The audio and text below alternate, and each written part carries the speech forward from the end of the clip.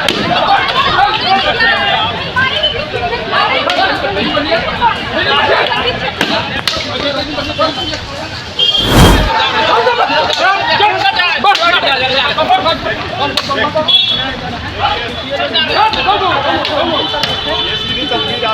लोग 2020 से बहाल हुए सभी लैब टेक्नीशियन लोग हैं जो कि आज तक काम करते हुए आए और आज लास्ट में आके जब जनवरी में भी हमने धरना दिया उस समय 3 महीने का फिर रिचार्ज हुआ था, यानी एक्सटेंशन हुआ था। लेकिन पुलिस प्रशासन के व्यवहार देख लीजिए, मारा गया जबकि कोई कुछ नहीं, बिल्कुल शांत माहौल से हम लोग। मेरा नाम राजीव कुमार हुआ, 4 वर्षों 4.5 वर्षों से काम कर रहे हैं। सरकार जनवरी में भी हमें काम करने से रोक दिया गया।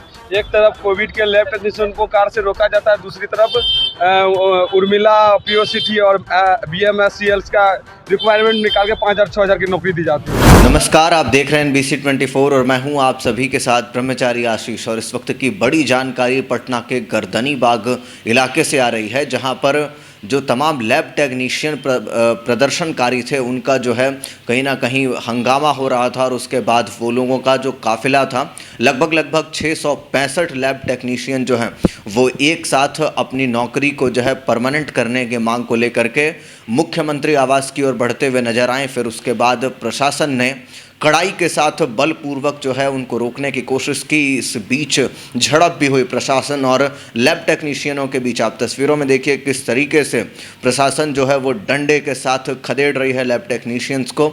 आपको बताते चलें कि ये लैब टेक्नीशियंस वही लैब टेक्नीशियंस हैं जो 2020 में कोरोना के दौरान जिनकी बहालियाँ हुई थी, क्योंकि उस समय इस प्रदेश को लैब टेक्नीशियंस की ज़रूरत थी और उस समय बहाली केवल 3 महीने के लिए हुई थी। मगर फिर धीरे धीरे कर के इन लैब टेक्नीशियंस की नौकरी की अवधि को बढ़ाते चला गया और कहीं ना कहीं अब लैब टेक्नीशियंस जो हैं वो मांग कर रहे हैं कि हमारी नौकरी को स्थायी किया जाए। अब ऐसे में सबसे बड़ा सवाल है कि क्या सरकार इस पर पुनर्विचार कर रही है। इसी के साथ साथ आपको उदाहरण के तौर पर हम बताते हैं कि हरियाणा में भी ठीक इसी तरीके से कोरोना के दौरान लैब टेक्नीशियंस जो हैं उनकी बहाली की गई थी और धीरे धीरे करते बढ़ाते उनकी अवधि को अब जाकर के उन लैब टेक्नीशियंस को परमानेंट कर दिया गया है। तो ऐसे स्थिति में क्या सरकार इन लैब टेक्नीशियंस के भविष्य के बारे में क्या कुछ सोच रही है, इसकी अभी तक पुख्ता जानकारी जो है वो फिलहाल ना लैब टेक्नीशियंस के पास पहुंच पा रही है और ना ही हमारे पास। और इसी वजह से कहीं ना कहीं तमाम प्रदर्शनकारी जो हैं वो पटना के गर्दनी बाग में इकट्ठा हुए हैं। इससे पहले भी कई बार लैब टेक्नीशियंस का जो विरोध था वो जारी रहा था। आपको बताते चलें कि इससे पहले भी गर्दनी बाग में इस तरीके के काम हुए हैं और बिहार के अलग अलग प्रदेशों में भी, राज्यों में भी, बिहार के अलग अलग ज़िलों में भी इस तरीके का जो विरोध प्रदर्शन था वो देखने को मिला था। और अब इसके बाद आज पटना के गर्दनी बाग में ये सब जो हैं, जहाँ पर प्रदर्शनकारियों का जो एक जगह जो है, एक बेड़ा जो है बनाया गया है, वहाँ पर ये तमाम प्रदर्शनकारी पहुँचे। वहाँ से ये लोग धीरे धीरे मुख्यमंत्री आवास की ओर बढ़ रहे थे। आवास में बढ़ने के दौरान ही प्रशासन से इन लोगों की झड़प हुई। प्रशासन ने लाठियाँ चलाई।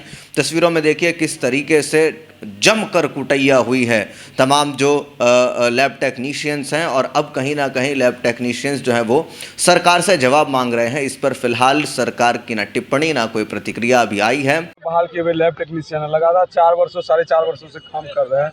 सरकार जनवरी में भी हमें काम करने से रोक दिया गया। एक तरफ कोविड के लैब टेक्नीशियन को कार से रोका जाता है, दूसरी तरफ उर्मिला पीओसीटी और बीएमएससीएल्स का रिक्वायरमेंट निकाल के 5,000 6,000 की नौकरी दी जाती है। सर, हम लोग 2020 से बहाल हुए सभी लैब टेक्नीशियन लोग हैं जो कि आज तक काम करते हुए आए और आज लास्ट में आके जब जनवरी में भी हमने धरना दिया उस समय 3 महीने का फिर रिचार्ज हुआ था, यानी एक्सटेंशन हुआ था। आज जब फिर जून में 30 तारीख को कार से रोका गया, बाज़ाब्ते लेटर है उसका, मैं आपको सब दूंगा। उसके बाद जब हम लोगों ने माननीय तेजस्वी प्रसाद यादव जी से मिलने और माननीय मुख्यमंत्री जी से मिलने की अपील की तो हम लोगों के साथ ये व्यवहार किया गया। सर, बिल्कुल आज प्रशासन हम लोगों को किससे मिलने पहुंचे थे? मुख्यमंत्री जी से, हमारे जो बिहार के राजा है, सरकार है, हम लोग के मालिक है, उनसे मिलने के जा रहे थे कि हमारी मांग को वहां तक पहुंचाया जाए, हमारी मांग को पहुंचाया जाए। लेकिन पुलिस प्रशासन के व्यवहार देख लीजिए, मारा गया जबकि कोई कुछ नहीं, बिल्कुल शांत माहौल से हम लोग। मेरा नाम राजीव कुमार हुआ। इसको लेकर के इंतजार रहेगा, मगर कहीं ना कहीं लैब टेक्नीशियंस को अगर बहाल किया गया है तो इनके भविष्य को लेकर के सरकार क्या विचार कर रही है, कम से कम ये तो लोगों तक पहुंचा सकें, क्योंकि अब इनको कार्य से निकाल दिया गया है। तो ऐसे में सबसे बड़ा सवाल है कि ये लैब टेक्नीशियन सब कहाँ जाएंगे। इनकी प्रतिनियुक्ति तो पहले 3 महीने के लिए ही हुई थी, मगर फिर ज़रूरत के अनुसार आपने अगर बढ़ाते रहा है तो या तो इसको स्थायी ही कर दिया जाए, और यही प्रदर्शनकारियों की लगातार मांग भी है। देखिए किस तरीके से प्रदर्शनकारियों पर पुलिस का डंडा जो है वो बरस रहा है, और प्रदर्शनकारी जो हैं वो दौड़ रहे हैं कहीं ना कहीं। तस्वीर में देखिए एक प्रदर्शनकारी की तो पीठ पर ऐसी वार हुई है लाठी से कि उसका चमड़ा बिल्कुल उतर गया है।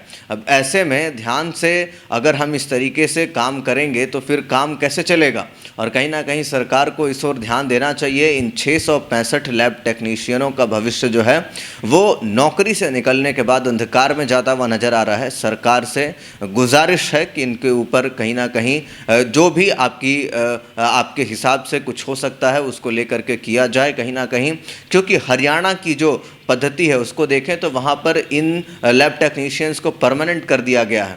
तो क्या उसी तर्ज पर बिहार सरकार भी अपना फैसला ले सकती है? क्या कुछ होगा, पूरी जानकारी बताएंगे आपको। देखते रहिए NBC 24। धन्यवाद, और कमेंट में अपनी प्रतिक्रिया जरूर व्यक्त करें, क्योंकि आपकी प्रतिक्रिया हमारी ताकत है, सच की ताकत है। धन्यवाद।